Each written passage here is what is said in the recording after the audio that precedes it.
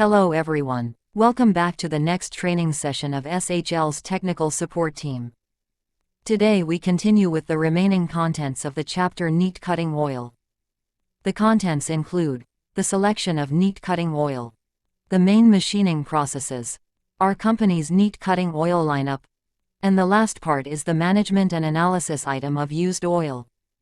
Regarding the selection of neat cutting oil, the cutting oil is selected based on three main criteria: cutting speed, machining level and method, and machining materials. With neat cutting oils, more difficult machining processes, more difficult machining materials, and slow machining speeds are often required.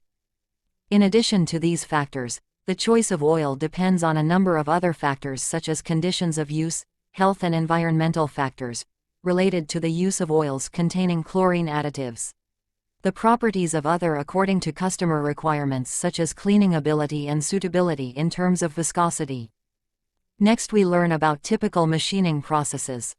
Here we introduce to everyone three main machining processes. The first process is the cutting process. Cutting is a process in which a chip is cut from a metal using a cutting tool such as a milling machine or a lathe having a hardness greater than that of the metal to be cut. It means to make metal of shape. A typical product for this process of ours is SHL FOUNTCUT 4525. The second process is grinding.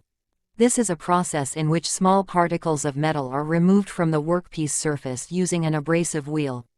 It is used to produce components of precise geometry and surface finish. The type of grinding process and the choice of wheel material and grit size depends upon the shape of the component, the metal removal rate and the required surface finish. A typical product for this process of ours is SHL Grind 2513. The third process is the honing process. It is also a low-speed, surface finishing process used to produce uniform components with high accuracy and fine surface finish. Metal particles are removed by the shearing action of a moving honing stone or stick.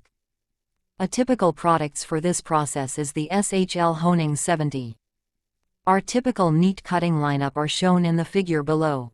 Parameters, material to be machined and machining processes are shown in this table. Finally, we learn about management and analysis of used oil. The control parameters for the neat cutting oils include specific gravity, kinematic viscosity, flash point, total acid number, total water content and FTIR spectroscopy. First, about specific gravity. The primary purpose of specific gravity determination for neat cutting oils is to determine whether the oil has changed or changed in quality. Is the oil still usable? In case the specific gravity exceeds the allowable threshold, it is necessary to change the oil. The second indicator is kinematic viscosity. This is an important and first parameter when choosing an oil. Viscosity is suitable for the machining process, the processing method and also the processing material, and generally recommended within plus or minus 10%. The third indicator is flash point. This is an indicator of the safety of using the oil. There are two methods of measuring flash point: closed cup flash point and open cup flash point. With neat cutting oil, the flash point is usually greater than 80 degrees Celsius, except for EDM oils. So the open cup method is often used to measure the flash point. The fourth indicator is the total acid number, 10. This method determines the total acid number in 1 gram of the sample. This method is intended to check the continued use of the oil. In case the TAN is greater than the allowable threshold, it is necessary to consider whether it is possible to continue using the old oil, add new oil or change the whole oil. An equally important indicator is the water content. When oil is contaminated with water, it leads to loss of oil quality. If there is water in the oil causing problems, lubricating oil performance degradation can cause corrosion and rust creation.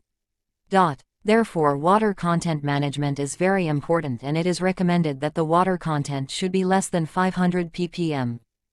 The final measurement method is the Fourier transform infrared spectroscopy. Fourier transform infrared spectroscopy, FTIR, is a technique used to obtain an infrared spectrum of absorption or emission of a solid, liquid or gas.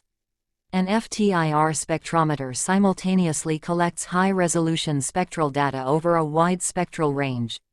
This confers a significant advantage over a dispersive spectrometer, which measures intensity over a narrow range of wavelengths at a time. The purpose of FTIR spectroscopy in neat cutting oil is checking the constituents and contents of the base and additive. Above is the entire content of the section Neat Cutting Oil. Thank you all for listening. If you have any questions or concerns, you can contact SHL Technical Support Team via the email below. Goodbye and see you again.